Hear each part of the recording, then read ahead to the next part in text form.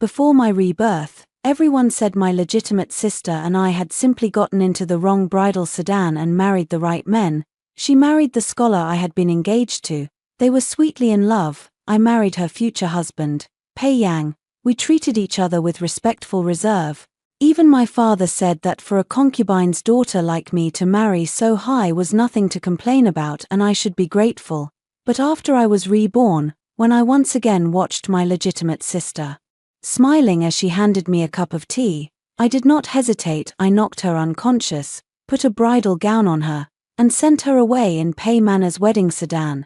That same day, I broke off my engagement with that scholar. Everyone said, "Miss, you had suddenly gone mad, preferring armor to rouge and joining the new women's militia set up by the princess." Only the aloof eldest young master of the Pei family reddened with tears. When we met again he tremblingly said, "It should have been you who married in that day." I saw Pei Yang again 3 years later. I returned with a triumphant army, riding a tall horse in full martial attire, hailed as a great hero by the cheering crowds. He, in simple blue robes, pushed through the people to block my path. The soldiers at his side frowned and barked, "Who goes there? How dare you block General Yu's way?" But this perpetually distant Lord Pei had reddened eyes and, staring fixedly at me, called in a trembling voice, "Nian Shu, it should have been you who married in that day." Then I knew he had been reborn too. 3 years ago I was reborn at the very moment my legitimate sister fed me the soft-boned powder to drug me, planning to switch brides. I distinctly remembered that in the previous life she succeeded in drugging me, sent me into Pei Man's wedding sedan, and happily married my scholar fiancé herself. As she left she waved off casually, "You're a concubine's daughter. If you can marry into the great Pei family, consider this my reward for letting me and scholar Xiao be together today. No need to thank me." She thought she had only taken advantage of me, not knowing Pei Yang thus concluded I coveted glory and had wronged my sister. No matter how I explained, he met me with cold eyes. "At this point, you still want to quibble?" He neglected me for 4 years but pitied my sister for living in hardship and helped that scholar rise through official ranks. Even at my death he stood by my sister, reciting the decree meant for her. A maid who went to find him panicked and tearful, tugging at his sleeve to plead, "Sir, Madam is really about to pass. Please go see her." At that time Yu Miaoyan held her visibly pregnant belly and laughed. "Pei Yang and I are as close as brother and sister." "Sister, why are you so petty, so jealous? Trying to twist things between us?" My former fiancé Xiao Shoujian agreed. "She's always been like that, don't you know?" He was already the deputy minister then and seemed to have forgotten we were childhood playmates who once held hands and promised to be together for life.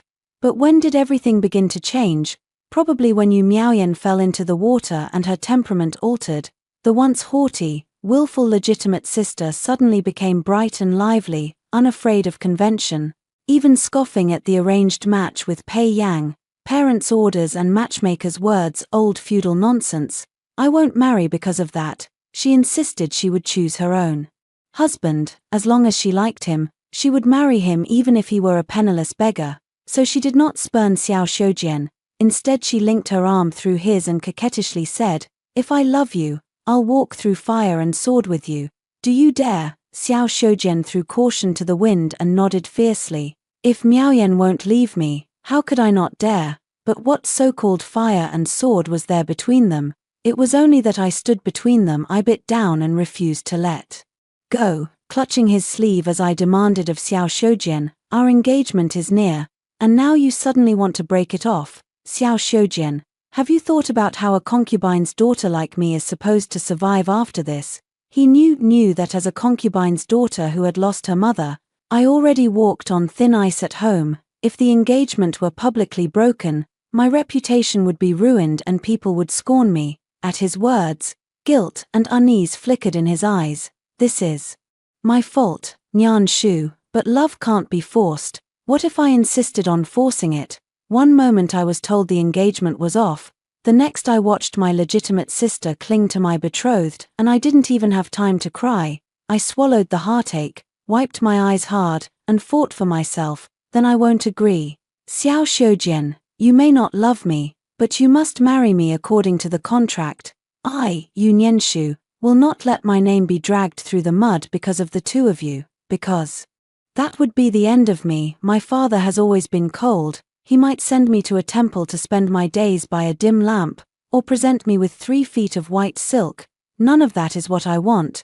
Why should they be able to follow their hearts together while I end up miserable and shamed? If they won't let me live well, then no one will. I gritted my teeth. If you insist on breaking the engagement and ruining me, don't blame me for spreading the two of you about. Then we might as well die together. At that moment, it was as if Xiao Shoujian saw me for the first time. His eyes were full of disappointment and astonishment. After all, in his mind I had always been gentle and kind, never one to argue with others. So he calculated carefully and tried to persuade me to bear it for now, go to a temple to cultivate for a few years, wait until the scandal died down, then find an excuse to take me as a concubine. In his words, Nian Shu, there is still a place for you in my heart. He didn't want to betray Yu Miaoyan, nor did he want to give me up, but why didn't he simply make me his concubine from the start, so that Yu Miaoyan and I could both marry into the Xiao household? It was probably because as soon as he suggested it, Yu Miaoyan sneered and smashed everything in the room to pieces, declaring, "My man's toothbrush doesn't get shared with anyone.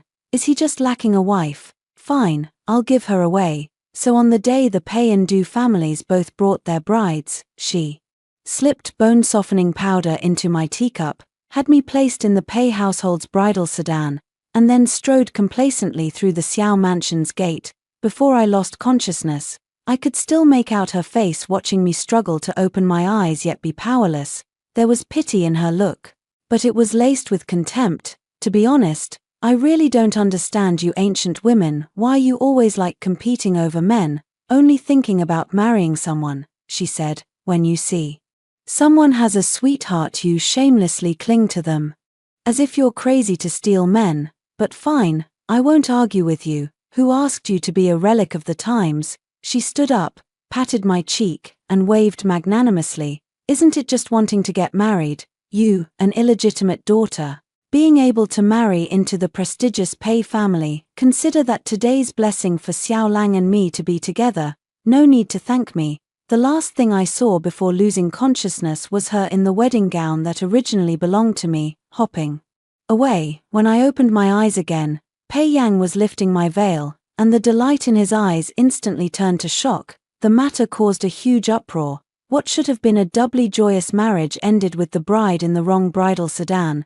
By the time I tried to explain and defend myself, everything was beyond remedy. As Pei Yang said, "Miao Yang, as a legitimate daughter, why would she frame you to marry a poor examinee? Nian Shu, this is the thing that benefits you the most, my father.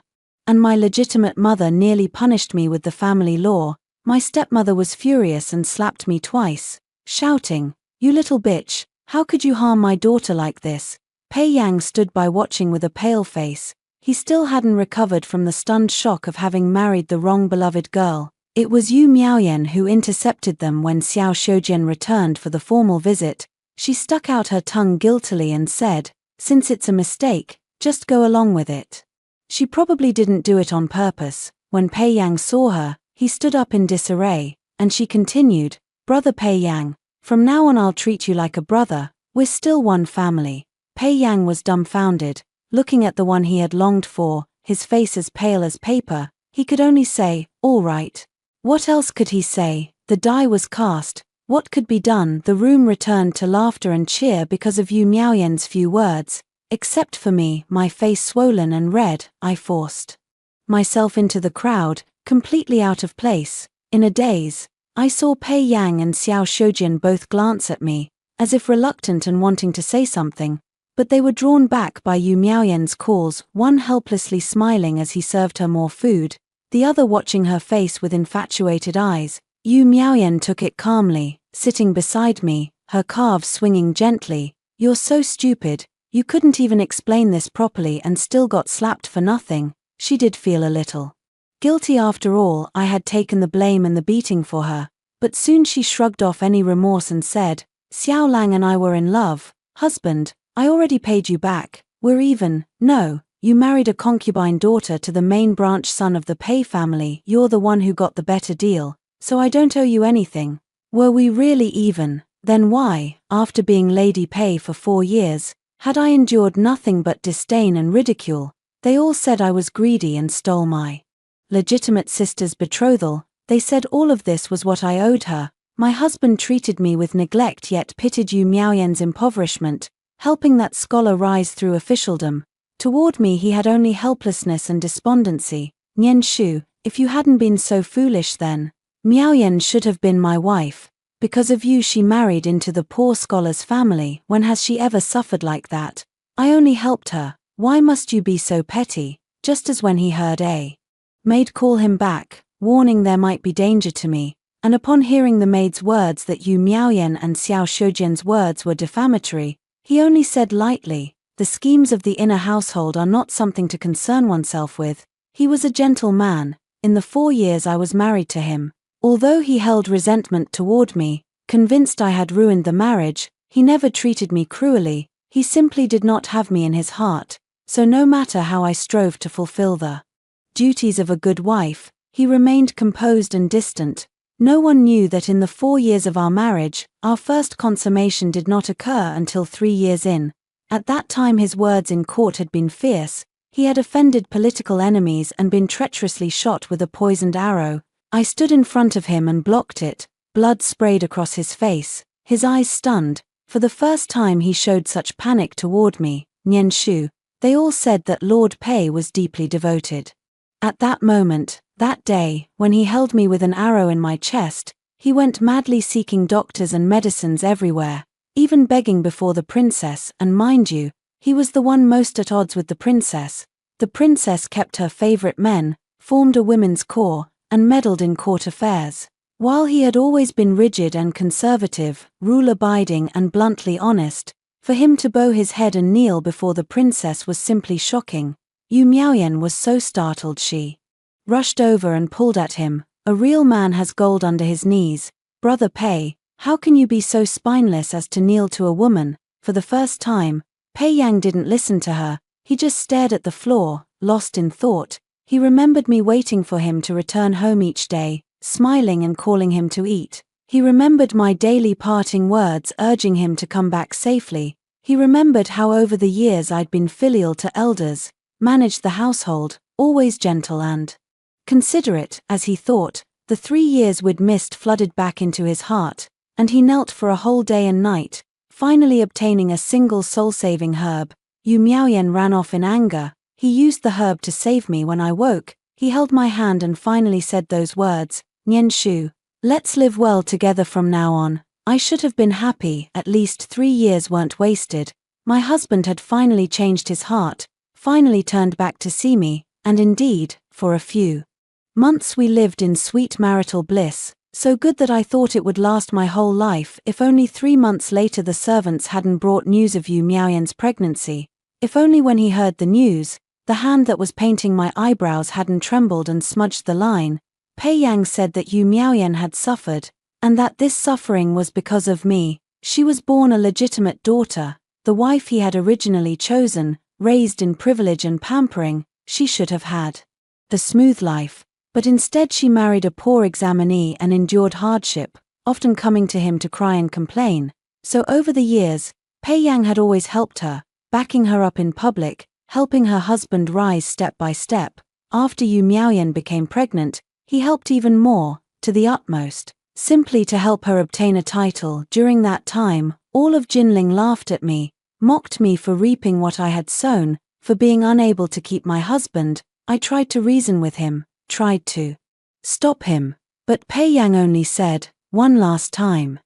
Nian Shu, just this once. After that I'll settle everything with her and we'll live peacefully. You see, he still treated me the same way. Even my coughing up blood he took for an act, a ploy to stop him. But sadly, it wasn't an act. That single elixir only bought me 3 months of life. And by the 3rd month I was on my last breath. Outside the drums and gongs sounded. My husband held an imperial edict and, in all his glory, presented a decree to another woman. I lay alone, staring at the empty bed curtains, recalling our 4 years together. as if a permanent veil had always separated us. Only when he saw Yu Miaoyan did a little smile appear in his eyes. In his words, "You took my wife, I don't blame you. But Nian Shu, don't be too greedy." I stopped being greedy, so when I was reborn, I returned his wife to him. I still remember that day I opened my eyes. Yu Miaoyan smiled and handed me tea just as she had in the last life, and I almost without hesitation knocked her out and sent her up in the Pei residence bridal sedan. I then turned to find my father and Xiao Shoujian, who had come to escort the bride, and said, "I won't be marrying into this family." They all said I was mad. Father even wanted to have me bound and taken away. After all, he couldn't bear to lose face. My legitimate mother egged him on, saying it would be better to kill me to clear the family honor, but I made a huge scene, almost embracing mutual destruction as I shouted, "If anyone dares force me, I'll expose Yu Miaoyan and Xiao Shoujian." My sister-in-law and brother-in-law's dalliance. Reborn into this life, I am now weak and alone, with virtually no options, but I neither want to marry Pei Yang nor Xiao Shoujian. I could only clutch this do-or-die secret and gamble for a slim chance. The household is busy with people coming and going. They couldn't stop me. If I raised my voice, someone would hear. Father and my stepmother instantly panicked. Xiao Shoujian's face went pale. I struggled, repeating like a madwoman the tangled past between Yu Miaoyan and him, recounting the back and forth between sister-in-law and brother-in-law. Someone would hear. If they didn't annul the engagement and let me go, then everyone would lose face together. We might as well all go to ruin. Father and stepmother, furious, swore to beat me to death. They didn't only threaten, it seemed they truly intended to kill me. If I died, there would be no one to testify. If my words spread, they could simply say I'd had a hysterical fit, just babbling nonsense. After all, the Yu family could not afford to lose face, but they miscalculated. I finally waited for someone whose appearance would shake everything. A crisp round of applause came, and a woman's casual voice sounded, "Lord Yu's residence is indeed lively." Everyone present looked up, expressions shifting, then all knelt in unison. "Your Highness the Princess." I was released and collapsed to the ground, feeling like I'd survived an ordeal. Rubbing my head while my palms were cold with sweat, I remembered correctly, in my previous life, when the princess visited for the ceremony and felt unwell, she had rested in a side room near here. My father tried to cover it up and hastily said, "Our daughter behaved improperly and disturbed the princess. We beg the princess's mercy. I will have her taken away to be punished." But my actions were quicker than his words. Kneeling, I crawled forward and faced the princess as if ready to die. "Your Highness, today was supposed to be Nianshu's joyous wedding, yet she unexpectedly learned that her sister has a private relationship with her future husband. Such a violation of propriety, such a disgrace. Nianshu would rather dash her head against the princess's feet and die than ride that bridal sedan. After this, she is fully awakened and will no longer care for marriage. I hear your Highness has recently formed a ladies' corps. Nianshu volunteers to join the army and serve her country." When I said that, the whole hall was aghast. My father was stunned, my stepmother stood dumbfounded, and Xiao Shoujian finally snapped back to himself and reached to pull me. "Nianshu, what nonsense are you spouting? Where is Miaoyan?" I whipped my hand and shoved him hard aside, looking at him word by word with a cold, mocking smile. "Of course she's in Pei's bridal sedan." He staggered back several steps, perhaps from the shock of the news, perhaps from the murderous hatred he saw in my eyes. For a moment he even felt that, if circumstances hadn't forced him, I might have drawn a dagger and plunged it into his chest. But how could that be? I obviously loved him to the bone. In my last life, when he saw me wed to Pei Yang, he once said to me, "I didn't expect Miaoyan to use this method." Don't blame her, Nianshu. Consider this life as me failing you. I will make it up to you in the next. In the next life, I broke off the marriage and stirred up trouble. He panicked for no reason. Nianshu, but I didn't turn back, because the Princess Grand Dowager was already laughing heartily. "Lord Yu, you've raised a fine daughter." My words were certainly shocking and unconventional, but the Princess Grand Dowager has always been unorthodox. The new idea of forming a women's corps had long been the talk of the town. In her eyes, my little act of rebellion was nothing. She was currently worried that no official's daughter would take the lead in joining. Since I offered myself, she naturally wouldn't give my father a chance to back out, so that day, my mad act of cancelling the engagement became the talk of the city. That day, the Princess Grand Dowager happened to come to witness. That day, Xiao Shoujin and I officially ended our betrothal. When the Princess Grand Dowager left, she took an extra maid with her, and among the women's corps about to set out, there was one more little soldier. At the same time, young Master Pei's wish to marry the woman he pined for came true. He looked at the figure under the red veil, his eyes reddening. "You're back, that's good, you're back, this time, we'll live well, I won't blame you, Nian Shu." He lifted the red veil, only to see Yu Miaoyan's terrified face. The bright red veil flapped to the ground, and the joy on his face froze instantly. Wasn't it supposed to be yearning and deep affection? "Now, I'm resetting everything to the starting point, but this time, I won't play along." "But why, Pei Yang, why, when I'm riding a tall horse and you have married the wife you wanted, do you block my way?" Hearing others' words, Yu just looked at me with red eyes and said, "Clearly the one who should have married in that day was you." Pei Yang truly didn't expect to see me again, just as he hadn't expected that in the previous life I really died. Clearly, it was only a little bit, just a little bit more, and he could have cleared things between him and Yu Miaoyan, just as Yu Miaoyan said when she came crying to him after becoming pregnant. "Brother Pei, my husband is a dutiful son. But that mother-in-law always looks down on me and berates me. I must get an official decree to make her bow her head. Please help me one last time." She sobbed with tears on her cheeks. "I know I'm not as lucky as my sister. I couldn't marry a good husband, but clearly, you should have been my husband in the first place." At last, unwillingness and regret appeared in her eyes. Perhaps even she didn't expect that marrying down to Xiao Shoujian would bring not the imagined clinging sweetness, but the daily trivialities of married life. The Xiao family was not the Yu family, nor the Pei family. He was only a failed imperial exam candidate.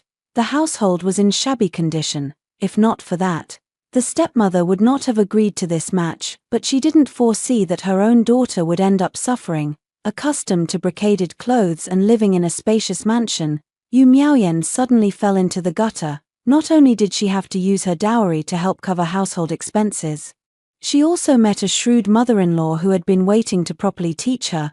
That old woman thought how glorious it was that her son had married the Yu family's legitimate daughter, and treated Yu Miaoyan with increasing contempt, making her perform daily rituals without fail, or demanding she attend closely and cautiously when serving, all the while subjecting her to scolding, belittling, and mockery. What's so great about an official family's eldest miss? Isn't she just rushing to be my son's wife? If she's my son's wife, she should serve me. This was hard on the pampered Yu Miaoyan. Several times she couldn't help but give up, crying and making a scene as she went to Xiao Shoujian to seek justice. She had thought Xiao Shoujian would protect her, but the man she believed loved her to the bone hesitated when the old woman cried and scolded him for being unfilial, and looked at her guiltily. "Miaoyan, mother after all is an elder, you should yield to her more. Besides, as a daughter-in-law one ought to be filial to one's mother-in-law." The scene was exactly like when he had asked me to yield to Yu Miaoyan back then. At that time Yu Miaoyan was the favored one under protection,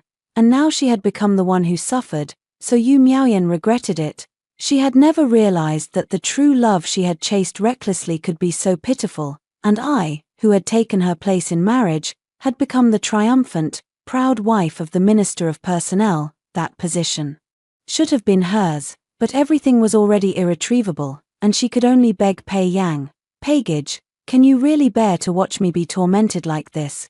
Pei Yang lowered his head and, in the end, fell silent. He said to Yu Miaoyan, "This is the last time, consider it me returning Nian Shu to you. After this, we're even." He had already decided that after helping this once, he would spend the rest of his life with me, living peacefully without quarrels. So when I blocked him again by claiming to be gravely ill, he only thought I was unreasonable. Everything he did was for me, yet I was still petty enough to be jealous of my sister. Naturally, we had a big fight.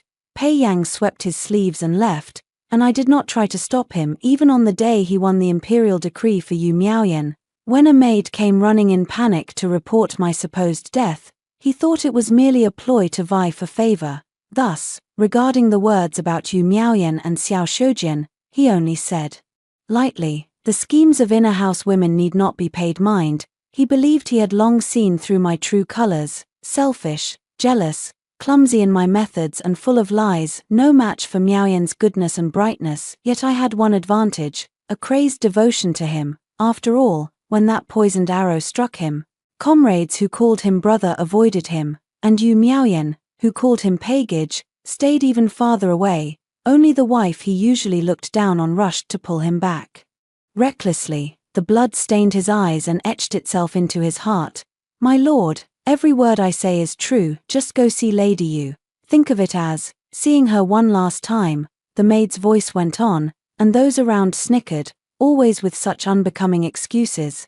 The women inside the inner quarters just play the jealous card. No surprise if it's Yu Nianshu speaking, a concubine's daughter. She'd even stoop to switching marriages. What face does she have left? She miscalculated. Lord Pei is known for being fair and impartial. How could he abandon her just because she feigned illness? It's not as if he were blind. As they spoke, Pei Yang's eyelids twitched, and at last he folded the imperial edict. He didn't even give Yu Miaoyan a chance, then, to the astonishment of the onlookers, said, "My wife is unwell, I beg your pardon, I will take my leave." Let them think he was blinded.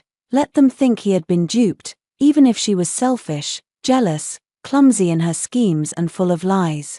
He had to admit that, in his heart, he truly loved such a woman, so he quickened his pace on the way home, even a little elated. He had already planned it. Upon returning he would feign anger, expose her ruse, watch her panic and cry, then hold her tightly and tell her he had long since let go of his past feelings for Miaoyan, that his heart belonged to her alone. She envied Miaoyan for the imperial edict. He would ask for one for her too. She needn't be jealous of Miaoyan anymore, needn't feign illness to gain his pity, because he would truly care for her, and someone who loved him so would never let him suffer.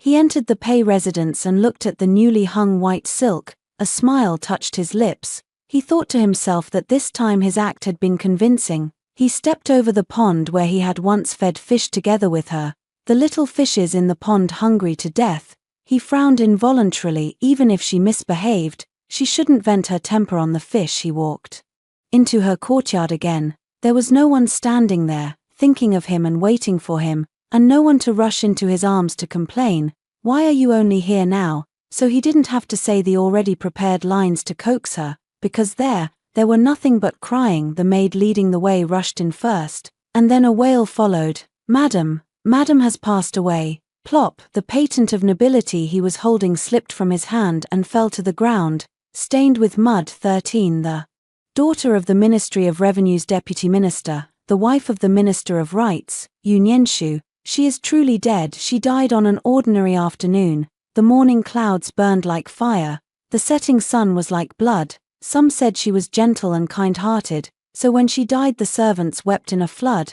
Others said she was selfish and jealous, unscrupulous. Otherwise how could a mere concubine be buried with the title of first-rank commandery lady? Yes, she was a first-rank commandery lady. No one expected that the usually aloof and dignified minister would burst into tears and go mad after his wife's death. He clung to the corpse, refusing to let go. Overnight his hair turned white, and he knelt before the palace gate for 3 days and 3 nights before securing a first-rank posthumous decree for his wife and granting her a grand funeral. It should be noted that as another daughter of the Yu family, the legitimate second miss had only managed to obtain a third-rank posthumous decree. The emperor naturally refused, letting him kneel, thinking that once he came to his senses he would return, but that kneeling lasted the full 3 days and 3 nights. It was the princess, coming to discuss affairs with the Son of Heaven. She saw the man whose hair had whitened overnight at the foot of the steps and looked down on him. "The person is already dead. Why do you keep pretending to be so deeply moved, Pei Yang?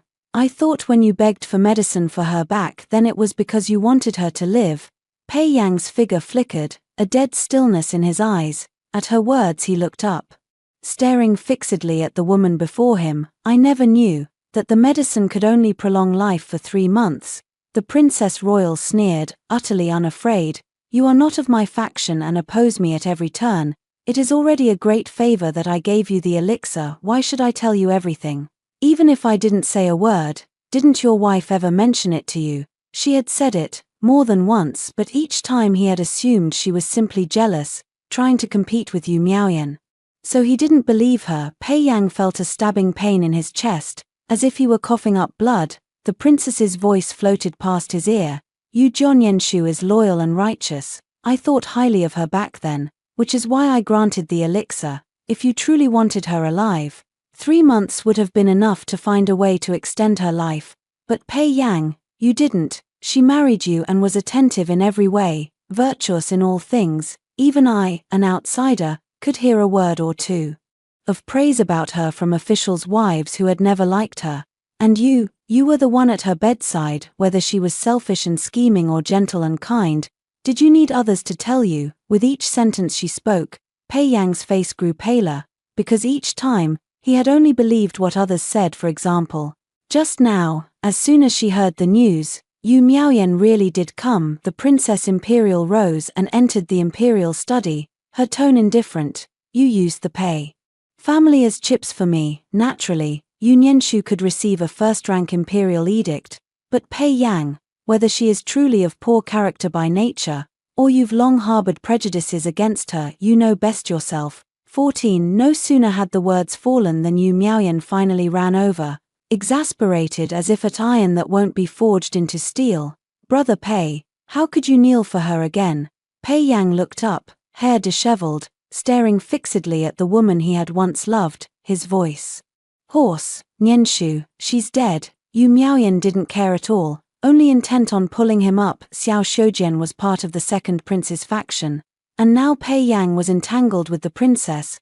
Wouldn't all her schemes to climb up be ruined? So she said impatiently, "Dead is dead, isn't she just a woman? If you want, I'll give you 10, get up first." She didn't see that Pei Yang, who had always looked at her with pity, suddenly turned icy-faced as if seeing her for the first time, his voice trembling. "Only a woman." Yu Miaoyan knew she had misspoken and her face flinched. "Brother Pei, that's not what I meant." But Pei Yang could no longer listen. He suddenly realized he seemed to have made a mistake, a monumental one. He stared at Yu Miaoyan. "She is my wife. Even if you feel no gratitude for the help I've given you over the years, she is still your sister." But she was dead, and Yu Miaoyan just shrugged lightly. "Dead is dead, just a woman after all." "Brother Pei," Yu Miaoyan's panicked cry was left behind as he strode away. The austere, official Pei, once so poised in his career, limped, crushed, and turned to leave.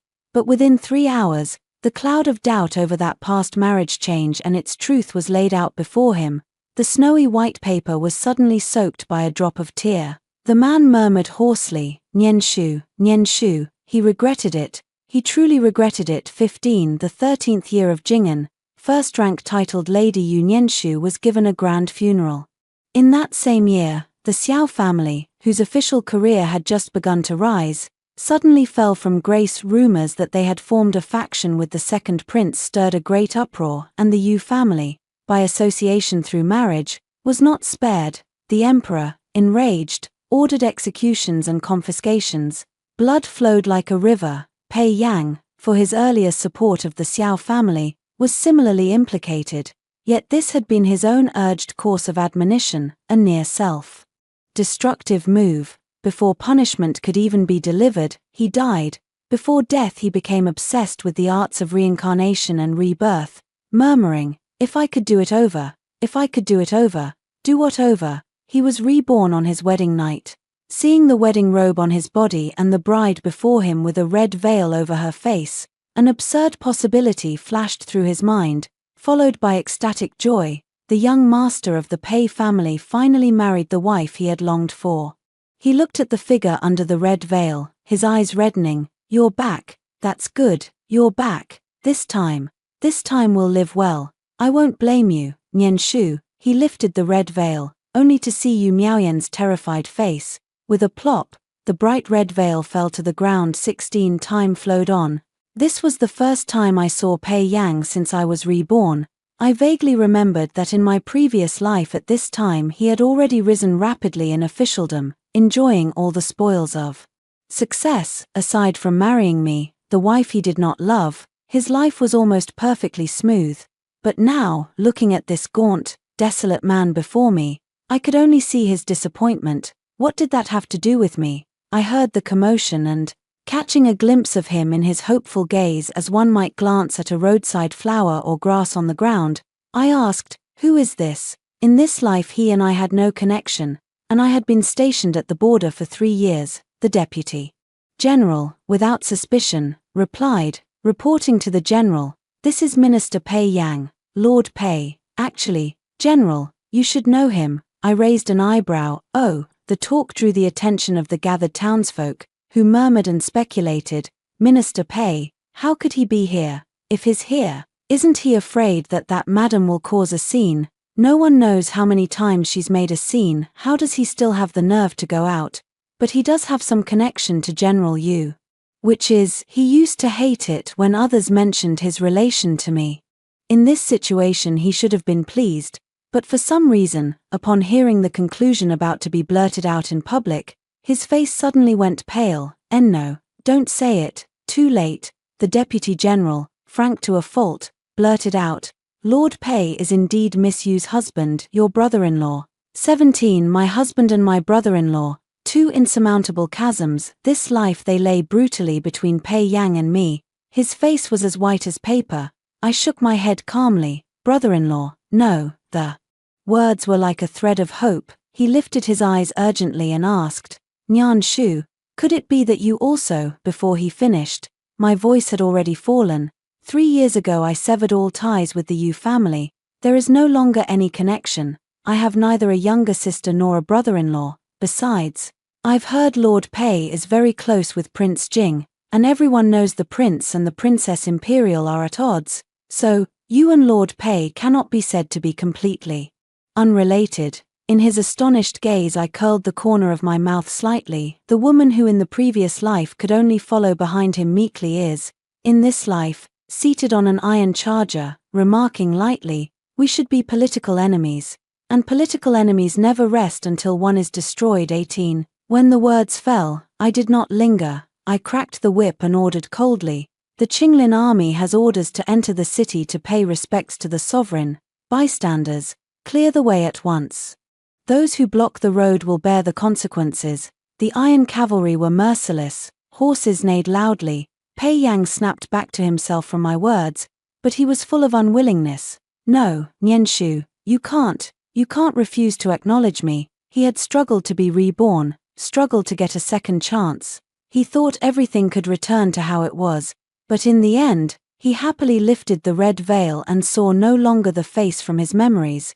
Heaven knows how he suffered these past 3 years, how he tormented himself after learning I had joined the women's battalion and gone to the border. He didn't even know where I was, whether dead or alive. After waiting so hard for news of me, I wouldn't even spare him a glance. He was unwilling, utterly unwilling. Nian Shu, amid the cries, he recklessly threw himself in front of my horse. He still remembered that in the years I was married to him, even the slightest wound on him would make me ache with worry, but now, no one cared. My eyes did not blink, as merciless as the falling hoofbits.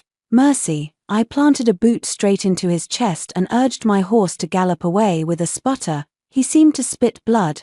Everyone around heard the sound of bone breaking. Sure, after all, it was the force of the war horse. No way a few broken bones could do that. I didn't look back, didn't pause, so of course I didn't see Yu Miaoyan, whom I hadn't seen in 3 years, arriving belatedly. She looked at Pei Yang, lying in a pool of blood, and her eyes instantly filled with tears. "Brother Pei, now you should finally see clearly, right? She's always been cold and heartless. There was never any room in her heart for you. Why did you have to insist on her?" She was utterly aggrieved, and she did have reason to be reborn on her wedding night. She thought she'd finally made the right choice this time, no longer forced to endure the humiliation of the Xiao family from her previous life, and would at last become the minister's wife. But who could have imagined that Pei Yang, who had once loved her from afar, would change his manner, hysterically clutching her by the throat and asking, Where is Nianshu? Where did you hide Nianshu? What Nianshu? It was clearly Yu Nianshu who knocked herself out and was sent in. Evidently Yu Nianshu regretted it too. That was fine, everyone could return to the proper path, no one owing anyone anything. But Pei Yang didn't see it that way. That day he had nearly gone mad as he rushed out of the bridal chamber. The groom, who should have been elated, rode his horse to the Xiao family courtyard, saying only that he wanted to find his wife, and was met with a counter-question. Married? What marriage? Didn't Miss Yu lose her mind, call off the wedding, and join the princess's female guard?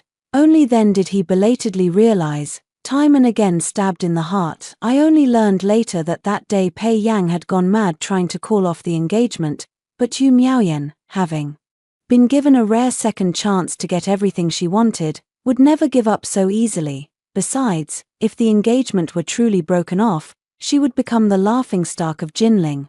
So she gritted her teeth and threatened me. If Pei Yang dared to divorce her, she would throw herself against a wall and die, and then slander it all as an affair between Pei Yang and me. After that my father and my stepmother added pressure, and Pei Yang had no choice but to accept the match, no matter how hard Yu Miaoyan later tried to mend things. It was to no avail. In the end her obsession turned into madness. Whenever she saw Pei Yang get close to any other woman, she would make a scene. Pei Yang watched coldly, and she became known throughout Jinling as a jealous wife. Many people sighed. What had seemed a perfect match had turned into a pair of embittered lovers. So now that she saw Pei Yang's ribs broken by my cavalry and him collapsing in a pool of blood, how could she not be pleased? She hoped he would give up, that love would turn into hatred, but she looked up and instead saw Pei Yang weeping all over his face. No, what do you mean? No, she just doesn't want me anymore. What do you want me to do with him? In the past I was weak and alone, unable to save him from certain death. Now that I have returned triumphant, he will have no way out. Inside the Princess Senior's residence, my tone was calm and even. I am not a magnanimous person. The events of my past life make it impossible for me to wipe away grievances with a smile. True, it is only natural that Pei Yang does not love me, so it's reasonable for me to reclaim the life I gave to save him, isn't it? Besides, perhaps because of the rebirth, the situation in Jinling City accelerated several times. The emperor was struck down in middle age, the remaining poison hard to purge, now wasting away on his sickbed. Everyone knows his days are numbered. The second prince, Princeton, failed first in the succession struggle and was demoted to commoner with no hope of return. The crown prince acts foolishly and is not a threat.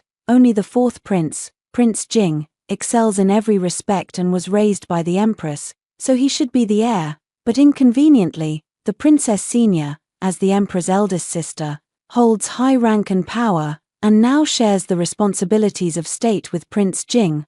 What she intends is something many think impossible, yet everyone also understands it all too well. It just so happens that I am the Princess Senior's confidant, tasked with killing Prince Jing's favorite retainer. Each serves their own lord, so no one can blame anyone else. Good, very good. On the main seat, the Princess Senior smiled brightly. Yu Qing, you are indeed the one I chose at a glance. For bearing this burden for me, naturally I should give you some welcoming gifts. She waved her hand, and a limp figure was dragged forward and slammed roughly at my feet. The man didn't even have time to lift his head. He clung to my shoe and begged in terror, "Princess, spare me, princess, spare me." Nianshu, Xiao Shoujian at last recognized my face. Childhood sweethearts, comrades through hardship. This was the greatest hope my circle held for Xiao Shoujian in my past life. But clearly he did not think so. The vows he made to me were given, word for word, to Yu Miaoyan. The rumors that put me to death he added to without hesitation.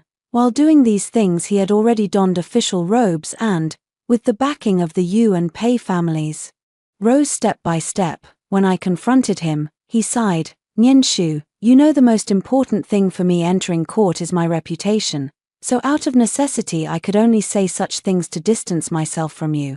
After all, I'm sorry to you, but everything is fate. With Pei Yang by my side, you were only the subject of a few slanders. You wouldn't die, then accept your fate. I don't accept fate, so in the end of the story, I sit upright in the seat of power, while he kneels at my feet like a dead dog. Is it really you? He was stunned for a moment, then overjoyed.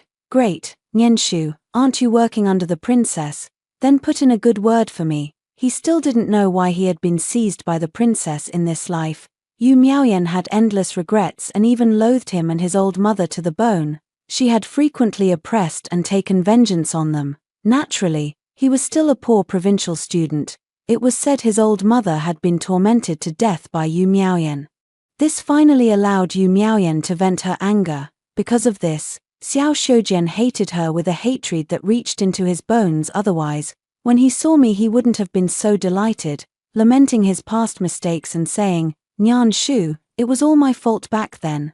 It was that bitch Yu Miaoyan who seduced me. I never expected her to be so viperous. My mother only said a few words to her and she struck so hard.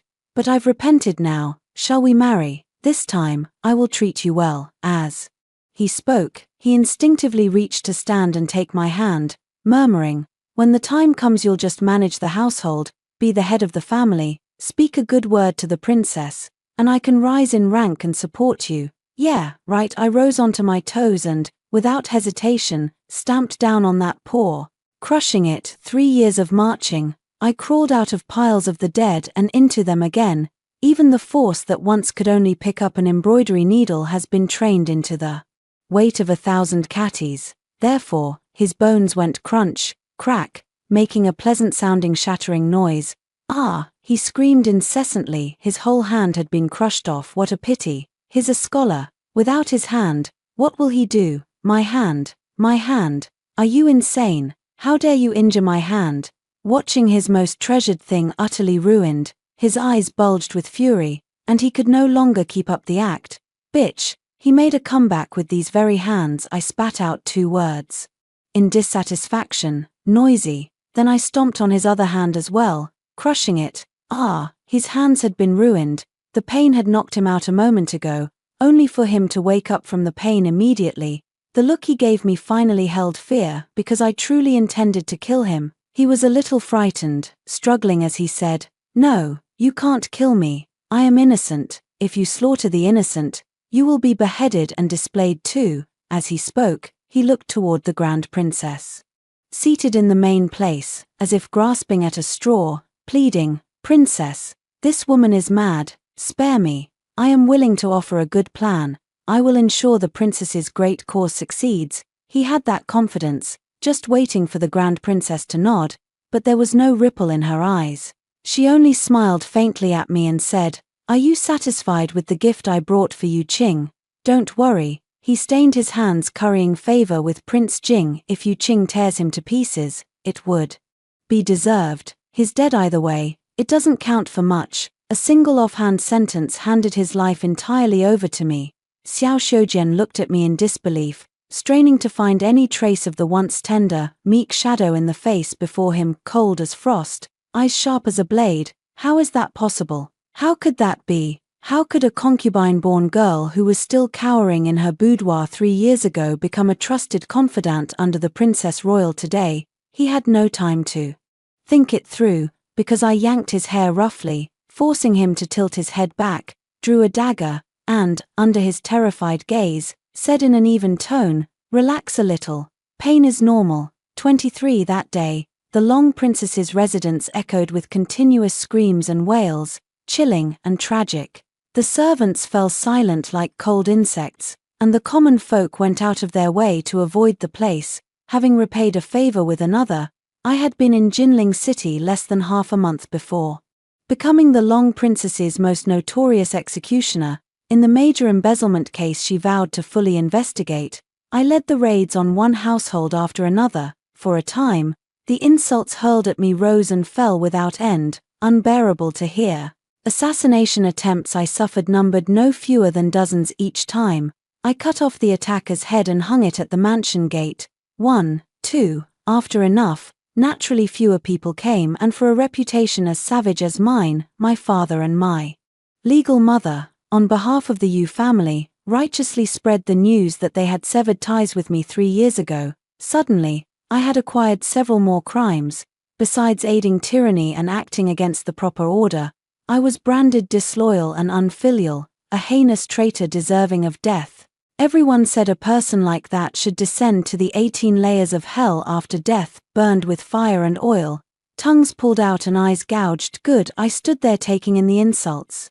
Walked through the U family gate, and ransacked his household 24 the day they searched the U residence. It was unlucky enough to coincide with my stepmother's birthday banquet. A host of officials' wives had come to offer their congratulations. I, Yu Miaoyan, held my stepmother's and father's arms and acted coquettishly, the whole room basking in joy. Most of the guests were aligned with Prince Jing. They stepped forward to congratulate. Congratulations to Lord Yu for having foresight, for ejecting that rebellious woman from the house early. Otherwise, who knows what calamity she might have brought upon the Yu family today. Yes, that Yu Nianshu is simply a monster. What respectable young lady would shout for killing and be so murderous toward the loyal and righteous? Isn't she afraid of divine punishment someday? When my father heard others mention me, the smile never left his lips, but his eyes were cold. She's just a rebellious woman. Merely mentioning her is bad luck. Seeing his displeasure, the others immediately changed tack and began praising my stepmother and me.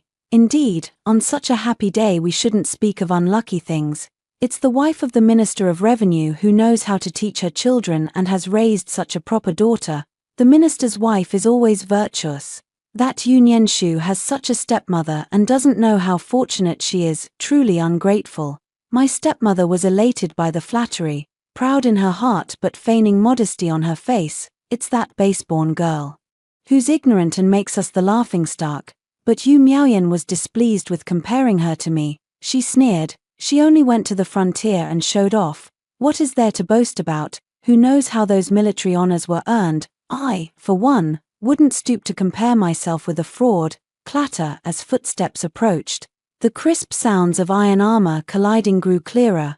A troop in armor suddenly burst in, encircling the happy crowd. Swords were drawn, cold steel flashed against the armor. The leader parted the beaded curtain, his gaze sweeping the room as he spoke in a cold voice. Yu Zhixiao, Minister of Revenue, embezzled the Huainan disaster relief funds, sheltered the Qi Prefecture rebellion, depleted the national coffers, formed cliques and pursued private gains, multiple crimes warranting multiple punishments.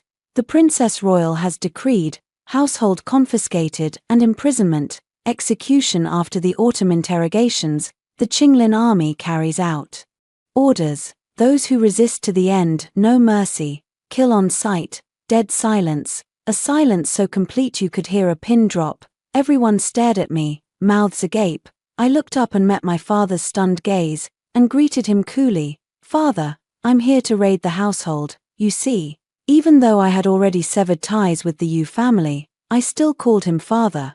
I do not hold grudges. How dare you? Nonsense. Who gave you the audacity to slander others? Father recovered quickly, charging forward in anger, intending to scold me as he had before, to accuse your elders, to break into an official's residence who taught you manners.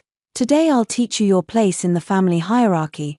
But things were different now. No sooner had he finished speaking than I kicked him out. His frail body, bent over a desk for years, could not withstand that force. With a thud he flew across the room and struck a wooden post, immediately spitting blood uncontrollably. Master, father, my stepmother and Yu Miaoyan cried out in unison and rushed forward, panic-stricken at my father's condition. I withdrew my foot and said coldly, Minister, I told you, those who resist to the end shall be killed without mercy. You are the ringleader, how could you lead an assault? Seize him, Enno. Father coughed blood and struggled. But it was too late. I had already given the order. Raid the household, imprison them. At my command, the ironclad soldiers charged into the residence without hesitation. Instantly, screams erupted. The grand ministerial mansion descended into chaos. The officials and their families who had come to the banquet fell silent with fear, each feeling at risk. Just moments ago, my stepmother's personal maid tried to stop us and was cut down with a single blade. As I had said, those who resist to the end shall be killed without mercy. How could you hurt your father? The legitimate mother trembled with anger, pointing at me as she cursed, "You immoral little girl. Do you really think you're something special? His Royal Highness Prince Jing will surely not spare you when he finds out. By then even the princess consort won't be able to protect you." Her family relation with Prince Jing was close, so she spoke with great confidence. I stepped forward and looked at her arrogant face. Perhaps my calm was unusually abnormal. Next to me, Yu Miaoyan suddenly had a bad premonition, her voice trembling as she asked, "Yunyan Shu, you what? Are you going to do to my mother?" "Do nothing, just help her shut her mouth." Blood gushed out when everyone was caught off guard, a portion of the tongue dropping to the ground. I spoke in a calm tone amid the screams. "His Royal Highness Prince Jing has always been virtuous and renowned. You provoke and bite for no reason. You should have your tongue torn out and shown. Crazy, you crazy person. My mother is a court official." Yu Miaoyan watched with wide eyes as her legitimate mother lost her tongue, writhing in pain, nearly fainting, slumping to the ground and retreating backward. So what if she is a court official? The Yu family has already been raised. Is there no one who dares to stop it? On the contrary, the guests who had just scolded me with words now looked nearly to cry, pleading for me to let them go. These days, the Princess Dowager and Prince Jing were contending, and my sharp blade had stained with so much blood. In the past, they treated me as a ruthless, improper tool, but now, having witnessed my methods with their own eyes, there could be no more sneering contempt in them.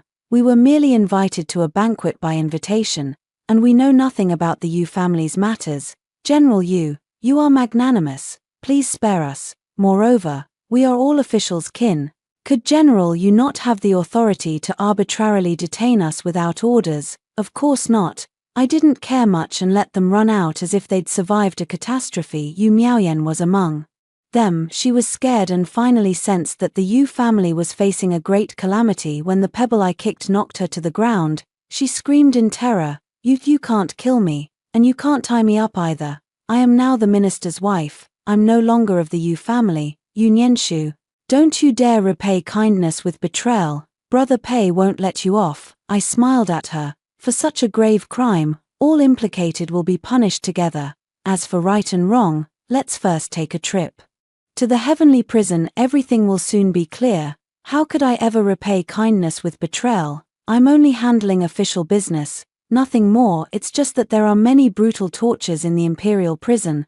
I hope she can endure them. 28 The sky darkened, outside the vice minister's residence.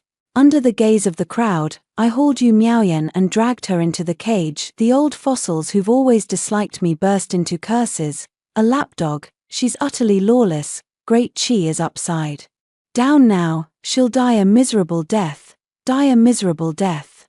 Will I? It's not like I haven't died before. I once was virtuous and demure, obeying the 3 obediences and 4 virtues. Yet I never saw even half a good end. Since whatever I do is wrong, then I might as well do anything. From today on, my ferocious reputation will spread throughout Great Chi. The world was boiling over. Pei Yang didn't come to me until the next day. At that time, I had just come out of the heavenly prison, still carrying a faint scent of blood behind me. Yu Miaoyan was already covered in wounds, her flesh a blurred mess of blood. Seeing him, she burst into tears. "Brother Pei, you've finally come to save me. That wretch almost killed me."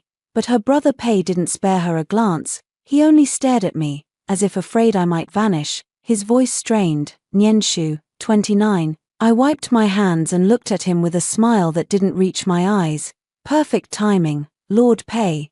I am merely doing my duty. I questioned your lady, and she is indeed completely innocent. I was just about to send her to you." My tone was polite yet distant, as if separated by an unbridgeable chasm. Yu Miaoyan seethed with hatred. "You're talking nonsense. You're clearly taking private revenge. What interrogation? She just used every torture from the prison on me. Brother Pei, look at these wounds. She did them with her own hands. This is her true face. She's a venomous, viper-hearted woman. Now do you believe me? I truly am innocent." She couldn't stop crying. Pei Yang finally deigned to look at her. "Sure, but isn't this what you own, Yan Shu?" Yu Miaoyan's sobs abruptly stopped, and she looked up in astonishment. Pei Yang continued, "When you first left to marry another, You stood by and watched Nyan Shu bear the blame and be showered with abuse. You deceived me into feuding with her, then coaxed me into fighting for your decree only for my wife to end up carelessly dying on her sickbed. So, isn't this what you owe her? The cycles of fate are laughable indeed. These words, normally, they were the ones he said to me. Yu Miaoyan's eyes were filled with dead stillness as she struggled to ask, even if I was wrong, do you really have to blame me, Brother Pei? Do you truly have no trace of genuine feeling left for me? For these 3 years, she has devoted herself wholeheartedly, again and again trying to win back his heart, but what has she gained? Pei Yang shook his head coolly. Even in my previous life, there was only Nian Shu in my heart. She let go in despair and fell silent for 3 seconds. Then she broke into mad laughter, tears falling and hardening into searing hatred. Hypocrite, Pei Yang, you hypocrite. When you're mean to her, she clings to you like a dog. When you're good to her, you don't cherish it at all. You're nothing but a lowlife. Do you think that treating me like this will make Yu Nianshu forgive you? You're wrong. She holds grudges. Today she treats me like this. Tomorrow won't that fate be yours as well? She was dragged away by Pei Yang's men, and the insults gradually faded. Pei Yensai said to me, I already wrote her a divorce letter. Nianshu, keeping her for 3 years was to keep you safe. Now that you've returned, we should be reconciled, and there's no reason for her to stay any longer. 30. He raised his hand, wanting to touch my face, his eyes reddening. Don't worry, in this life and the next, I will never let anyone hurt you again. I frowned, kicked him away, and met his cold gaze. Lord Pei, surely you've drunk too much and are speaking nonsense. I now have the power I wanted, the influence I wanted. Why do I need anyone's protection? If you dare bring your dirty hands near me again, watch your claws. Pei Yang was kicked to the ground, old wounds piled atop new ones. He spat fresh blood yet showed no anger. Hearing this, he only raised his voice. You really think the eldest princess is promoting you? He forced himself to speak. Nianshu, don't be stupid. She has never hesitated to use any means, as a woman, Jing Pandao, and now she still presumes to reverse heaven and earth. You are nothing but a knife in her hand. When he saw me stop and look back, a glint of satisfaction flashed in his eyes, and he continued, these past days, you have, with great fanfare, ransacked families and exterminated clans for her. You have no idea how many aristocratic houses you've offended. Do you think that when they truly take action, the Princess Imperial will protect you? After all, I am nothing but a scapegoat. Since ancient times, when the birds are gone the good bow is put away, when the crafty hare dies, the hunting dog is boiled. What she gave you was only a fleeting moment. I asked him, so you think, what other way do I have to live? He, thinking I had taken his words to heart, hurriedly said, King Jing is merciful, as long as you are willing to submit, hide by the side of Princess Chang, and at that time together with internal and external aid, we will wipe out the treacherous ministers. After the world settles its balance, he will surely remember your merit. I have pleaded with His Majesty King Jing for mercy. From now on, there will be no more Yu Nianshu in the world, only the daughter of the official family who returned from the temple to take sick leave for you and me. He will grant us a marriage. Nianshu, can we go back to how things were before? I laughed. In the past, he nodded hopefully, then his gaze fell on the gruesome scar on the back of my hand. And his expression suddenly froze, not just the back of my hand under my clothes. My flesh was crisscrossed with scars, arrow wounds, knife cuts, frostbite, burns. In short, there wasn't a single unscarred patch. How could it be like this? His lips trembled as he whispered again and again, how could it be like this? I said calmly, that's exactly it. Pei Yang, on what basis do you think that after I've been through hell and back, I could return to the way things were with you? Regret filled his eyes. I thought the so-called women's army was just, how could it be? How could it be? I knew what he was thinking. Other court officials thought the same. The so-called women's army was merely the princess acting recklessly and putting on a show. How could a group of women with no strength go to the battlefield? Mostly they would pretend to have glorious battle records but in truth were nothing but embroidered pillows, unfit for public affairs. Because of that, in the past 3 years, Pei Yang never once worried that I would be in danger of losing my life, But Pei Yang, the battlefield is the battlefield, it makes no distinction between men and women. I stand here today because I have killed countless enemies and survived death time and again.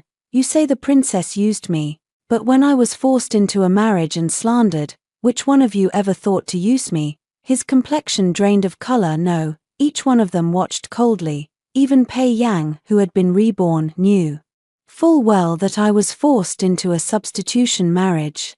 That after the events of the next day I would be blamed, and yet he didn't care, he was only pleased. In this life I still happen to be the substitute bride, otherwise, if I didn't marry him, what would he have done? Only the Princess Royal was willing to use me, willing to give me a way out, a way to live without being someone else's puppet and plaything.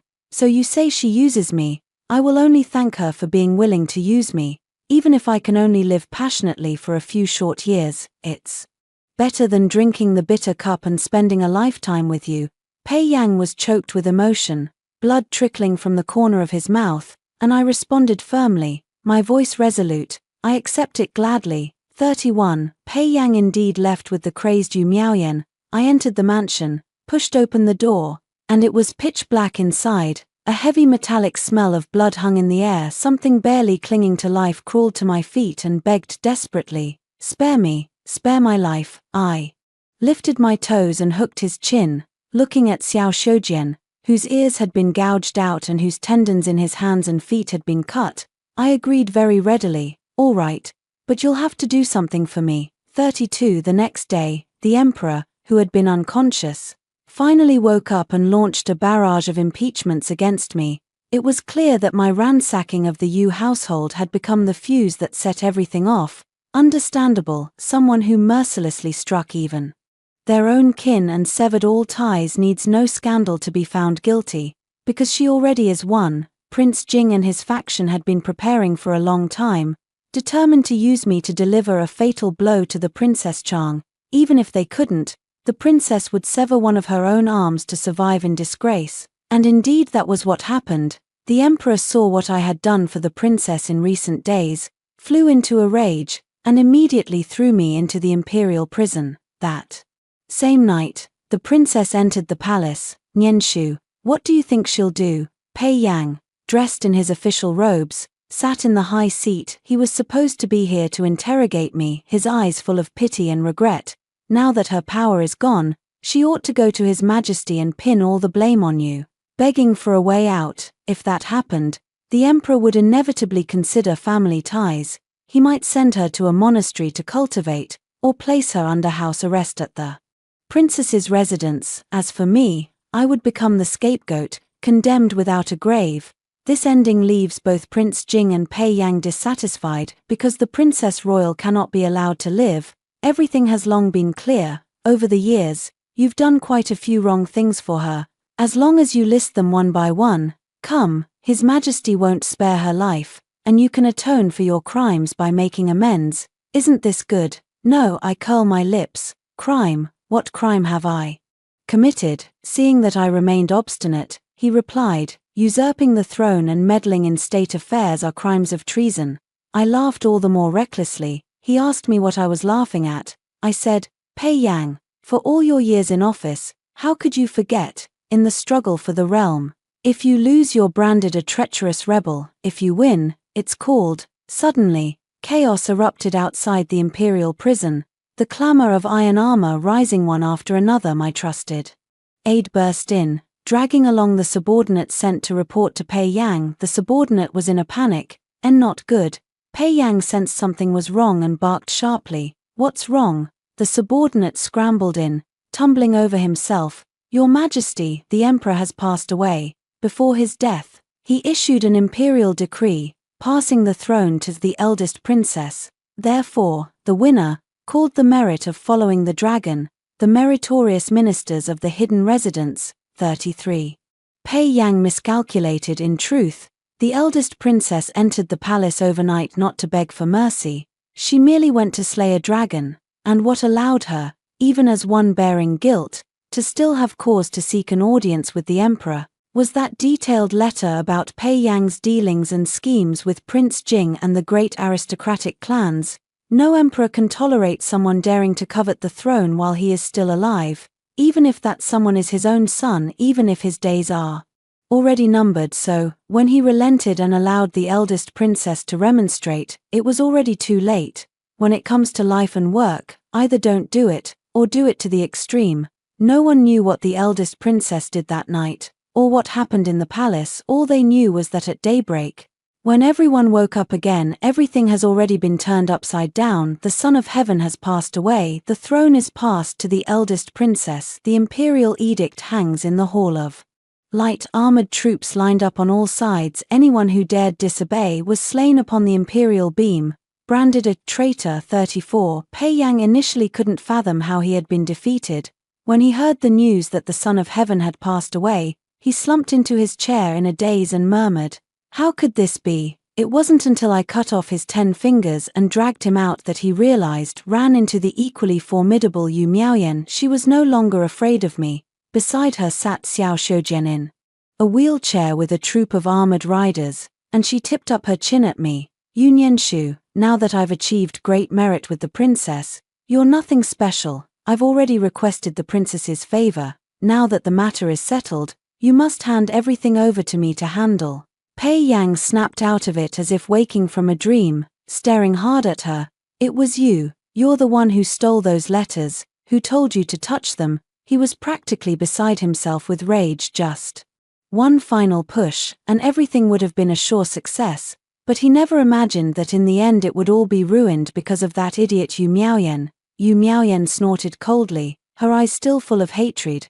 "Why can't I, Pei Yang, who told you to be so ungrateful, if you won't let me live well? There are plenty of people who will." So when she saw Xiao Shoujian again and heard his promise that he would recommend her to the eldest princess, she almost without hesitation immediately sold Pei Yang out. She always felt it was unfair. When I was the minister's wife, she thought that position should have been hers. When I was General Yu, she couldn't accept why I could and she couldn't. She's just an old fuddy-duddy, why should I be inferior to her? So Pei Yang, if you want to blame someone, blame her, but in the end, you will all die. Pei Yang laughed in anger, amused by her stupidity. "Idiot, as dumb as a pig, you ruined my grand plan for a mere promise. How do you know you're not just a foolish pawn? Why would the Princess Royal cut off her trusted confidant for your sake?" Yu Miaoyan heard the insinuation in his words, and a sense of dread rose in her heart. "What do you mean?" But the Princess Royal had promised her, and Xiao Shoujian had assured her as well, a promise as a guarantee. What can that prove? It's nothing but empty words. Now that you're useless.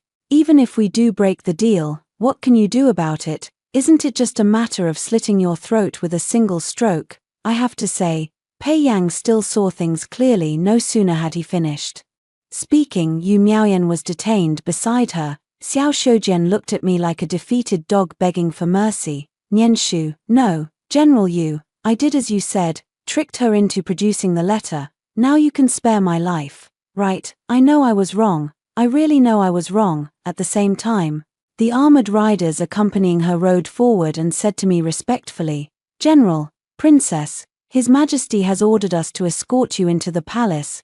35. I put on my armor and said coldly, "Got it." Meeting the longing in Xiao Shoujian's eyes, I sighed a little more.